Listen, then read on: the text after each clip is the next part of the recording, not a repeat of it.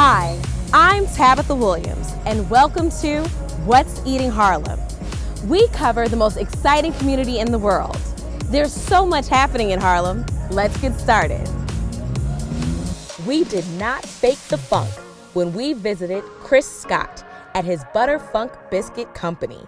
The first thing that you get to see is, well, you see this sort of head floating, what looks like. In part 4 of our series, Renaissance to Renaissance, it's all about the poets. All of that and more coming up next.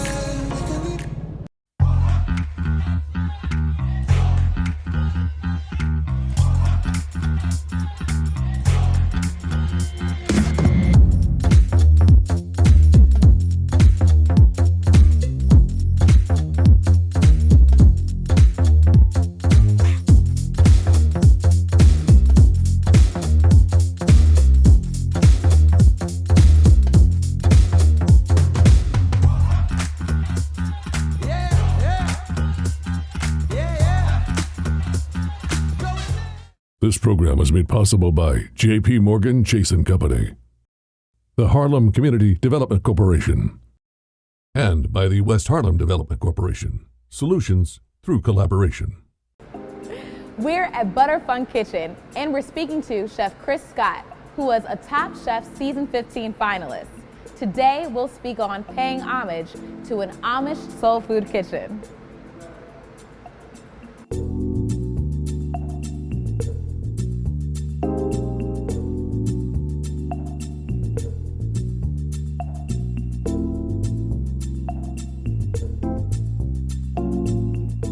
Chris, it's a pleasure to be sitting here with you, and you're no stranger to the show. But for some of our viewers who may be seeing you for the first time, yes, tell them who you are. Chef Chris Scott.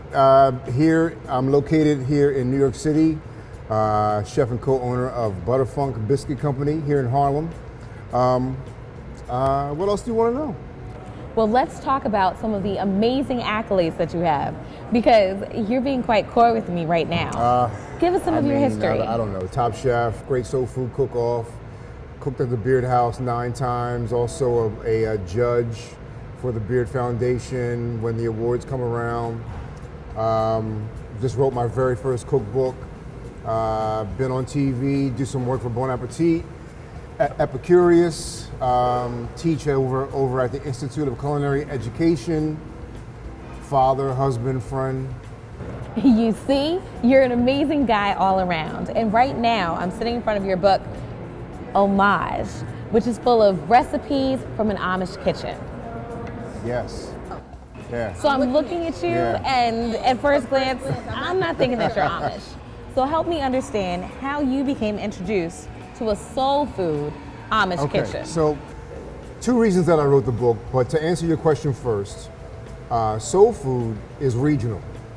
And depending on where you are in the country, that part of where you are kind of bleeds into your southern influence or your soul food. Now, yeah, people will always assume soul food is always fried chicken, watermelon grits, ribs, and it is those things, but it's so much more. You know, my people are originally from Virginia, and in Virginia, that's more of Tidewater people. So you have a lot of coastal flavors. You have a lot of seafood, the crab, the trout, the shad, you know. So there's a lot of seafood influence in the cuisine that I know. But if you go down to the Carolinas, now you're in the Low Country, more of that of that Geechee, Gullah kind of influence there. Keep on going south. Now you're in the panhandle of Florida to Louisiana, parts of Alabama even, more Creole influence. Move out to the plains and to the west, more barbecue influence. So soul food is regional, which a lot of people don't really know that or understand that. Now my people, once the slaves were freed, made that journey from Virginia into Pennsylvania, where you have the German, the Dutch, and the Amish. So their influence and their flavors kind of intermingle with the Southern influence. And by the time I was born, this was the only food that I knew. When I'm thinking about Amish food, I'm thinking about the breads, the pies.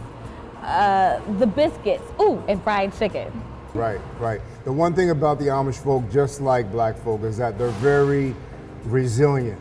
You know, they make something from nothing, just like us. I mean, these guys, they even build their own homes. You know what I mean? Right. So just like in black culture, they eat a lot of things that they grow. You know, a regular Southern dish or a regular soul food dish in my house growing up would be some potatoes, some okra, some corn, some tomatoes, anything that my grandmother grew, and turn that into a stew. If we were lucky, then we would have a neck bone or a pork bone in there to kind of flavor the stock a little bit, and then that would be poured over top of a piece of day-old cornbread. And that's dinner, you know. Contrary to, you know, a lot of belief, we did not have fried chicken every day. We did not have ribs, almost never, you know, because those things cost money. Right. Even things like biscuits, where you need that buttermilk, where you need that butter, where you need some of that sugar, even those things are expensive, you know. In the book here, I talk about how those kind of fall into a celebration food kind of category. So if you're graduating from high school or college, if it's a wedding day, if someone's getting married, that's when you break out the biscuits, the fried chicken, things of that nature, kind of to celebrate, you know. And that's where I guess people look at that, you know, like that soul food. And it is, you know, but there's so much more to it. There's a complexity Yes. to all of us and to the culture. And I'm looking at your book. I love the colors that are present. Yeah. I love the photographs. I told you before. Yeah. The way that your hands are photographed with the biscuits, it reminds me of my own grandmother. Yes, yes. And watching her, you know, knead the dough and everything else. Right. And my hope is, in reading your book, I'll be able to follow the recipe and make my own biscuits full of buttery, flaky layers. Now, you're going on tour with this book as well.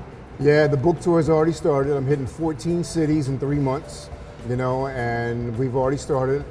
Kicked off a couple weeks ago in Phoenix, of all places, where the Amish Soul hit the desert of the West, you know, and that a lot of people came out for that. It was a sold out event. Almost every single place that I'm going to is sold out. That's It's good incredible. thing. Like, it is great, you know, just going from city to city all across this country, you know, hitting all the cities in between. And I'm getting calls that like no more tickets are available, you know, book sales are through the roof, you know, and so it's been great so far. That's a great thing. Congratulations. But I'm feeling for the people who won't be able to make it to the tour. Right, And you can't find a way to get there. Right. You come here to Butterfunk Kitchen. that's right.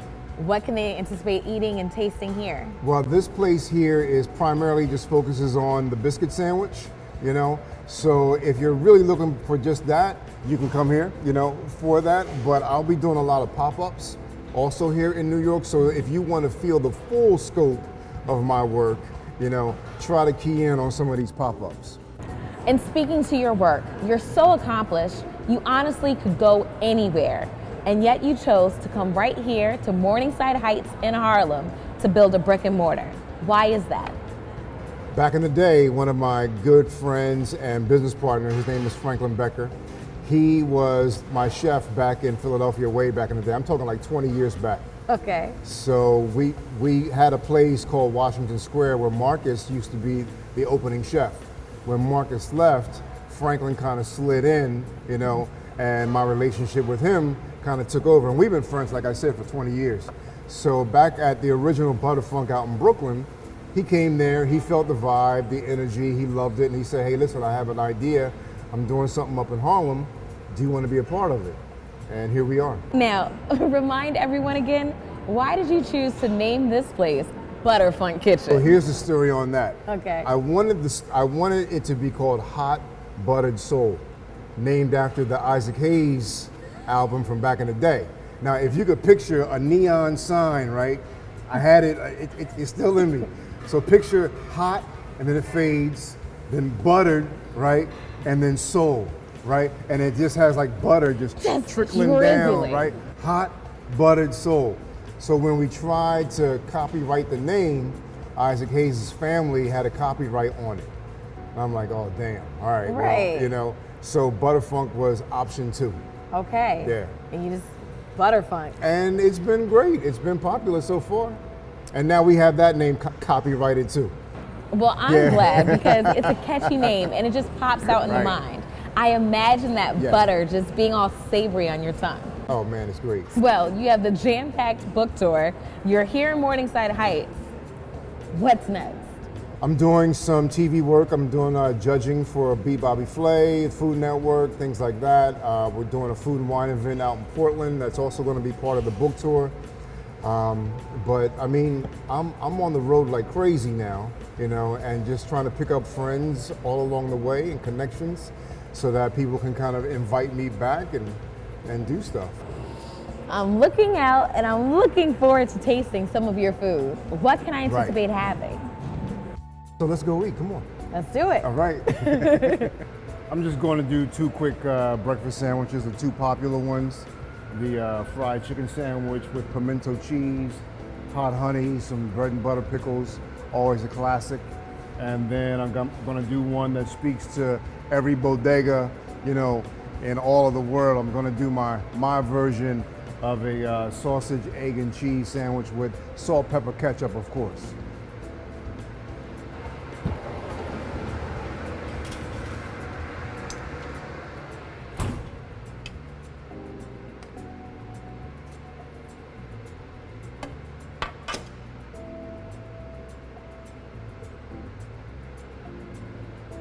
Ow. So two very simple. You know, this is more like the quick service version of me. Quick service. This is good eating. Quick service meaning like a place where you can go and just get something real quick, like a Shake Shack, like a Chick-fil-A, like a Butterfunk Biscuit Company, you know, to where you can get something on the go, real quick, on the fly, and still get some of that goodness, you know. Goodness and hearty. Yeah, yeah. Get a glimpse of this goodness. Now walk me through. I see the pickles. Yep, you got the pimento cheese, the hot honey, the lemonade, buttermilk fried chicken on a biscuit. Just straight goodness. All right, guys. I'm going in. Don't judge me if it's messy. It's going to be. Oh boy, okay. It's going to be. Trying to find the best way. It's good and hearty. Here we go. Corner, yes.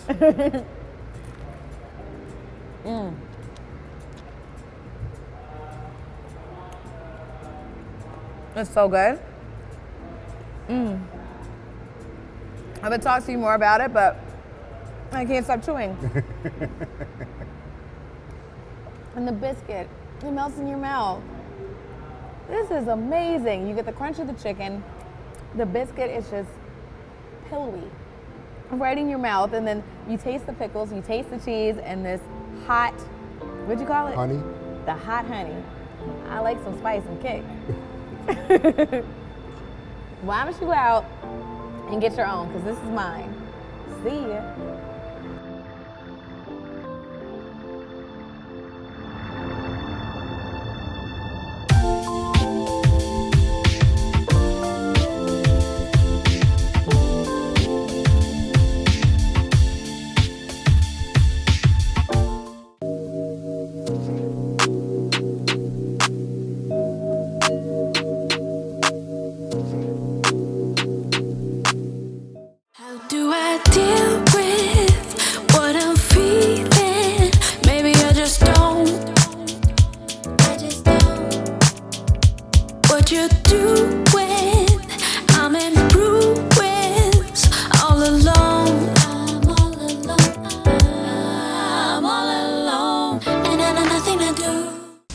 What's Eating Harlem wants to get you involved.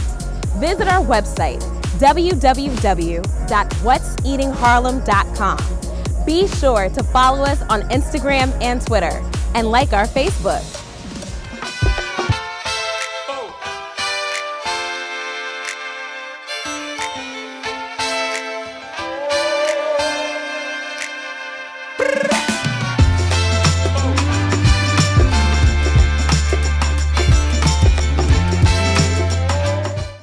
We're back again with Miss Lana Turner here at the Museum of the City of New York, and we are speaking about the Harlem Renaissance and learning so much.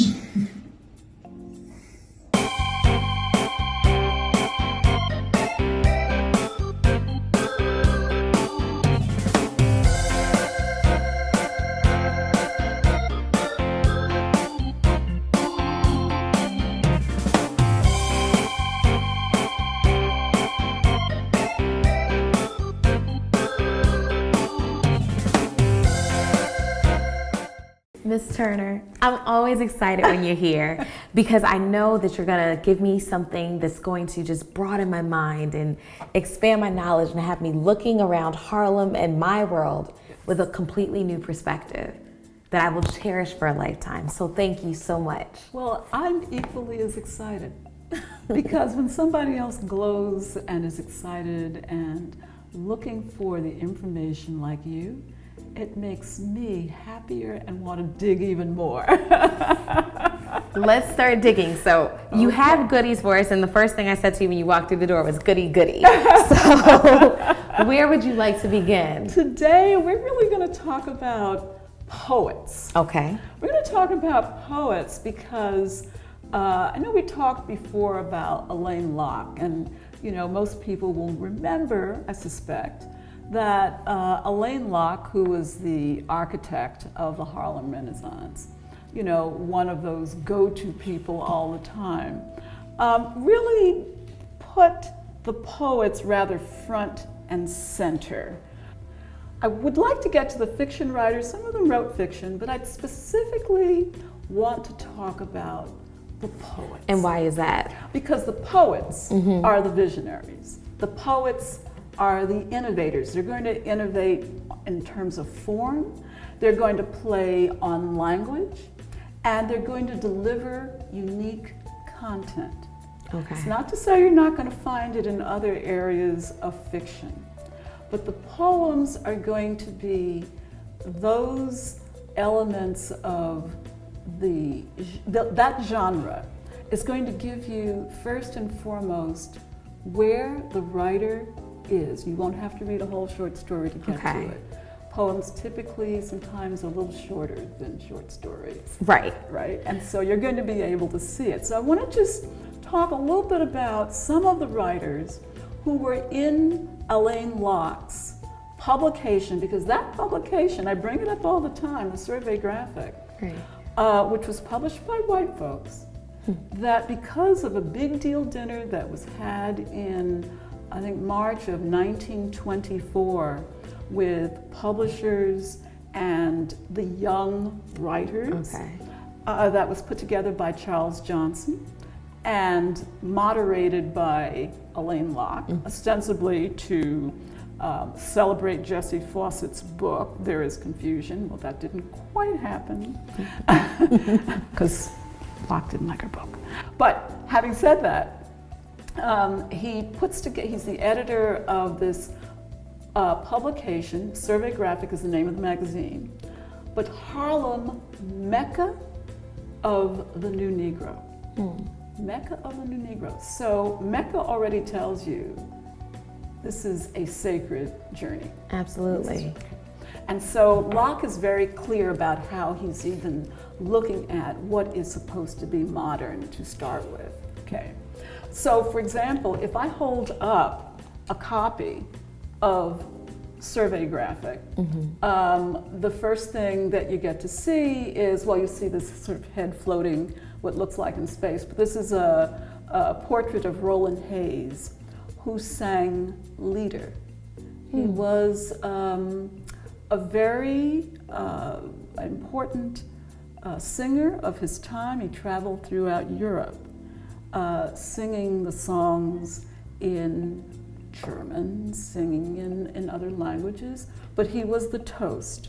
So his portrait on this cover, along with a very modern-looking border, which is trying to herald something like, this is modern, this is new. Right. So within the confines of these pages. And again, the year that we're talking about, because I'm trying to put this all into context. This is 1925. Okay. This particular publication is the reason people talk about the Harlem Renaissance.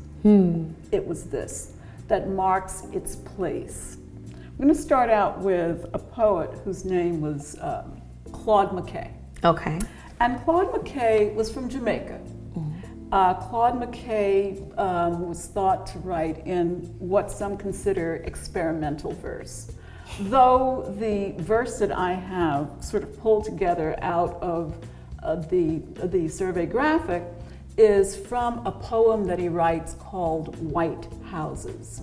Okay. And the small piece that I pulled out from there goes this way. Your door is shut against my tightened face, and I am sharp as steel with discontent. But I possess the courage and grace to bear my anger proudly and unbent. Wow. So that's just a short verse out of a longer piece. But that tells you right away that Claude McKay is someone for whom being a black man does not mean that he is going to bend. And his work does not yield. Right. Because you can pull words out of there. What phrases would you pull out of there that tells you right away he is not bending? Well, when he says he's standing unbent, and to bear my anger proudly and unbent. Proudly and unbent. And look at the first line, tightened face. So something already, you shut the door in my tight face, my tightened face. And am I sharp as steel with discontent? Steel isn't bending at all. Okay, it's not bending. But he says, I possess what? Courage and the grace. Courage. Which is just and beautiful. grace. It's beautiful, right? Against something that feels like it's unyielding, clearly it's also something that is hard to bear, but at the same time, courage and grace peppers his verse. So I want to say something else about Claude McKay because he'd written a poem in 1919, and it's because he witnessed a race riot while he was working as a Pullman porter in Chicago. And this is the poem that really gave a lot of fire to what was going on during the Red Summer of 1919. I think I talked about this before, but the poem is the one that gives the backbone, and you can, just in hearing the words from this poem, because it's not the whole one, I've just excerpted it. When you hear that, you'll still get the same Claude McKay as the one who's got courage and grace, but is steeled and ready, okay? If we must die, because he's witnessing a riot. If we must die, let it be not like hogs, hunted and penned in an inglorious spot, while round us bark the mad and hungry dogs, making their mock at our cursed lot. Oh, if we must die, let us die nobly, so that our precious blood may not be shed in vain, even though the monsters we defy shall be constrained to honor us, though dead. Once again, in a poem like If We Must Die, you get that Claude McKay is unyielding. And proud. And proud. So, just so proud. It's I'm here. See me. Right. Wow. If we must die. If we must die. Pinned. Shot. Oh, let us die nobly. Not like hogs. Not like hogs. Right. Not like animals. I am a man. I am a man. Thank you. 1919. 1919. Okay. It's fire. This is fire. Yeah. And this is also the summer, they call it the Red Summer of 1919, because there's so much bloodshed. Black men have just returned from World War I, some in uniform, and not honored by the citizens of our United States. Though fighting for the rights of all. Right, fighting for the rights of all abroad and lynched when they come home. So, this is one of the things that he witnesses when he's working as a Pullman porter, and this is the genesis of this poem.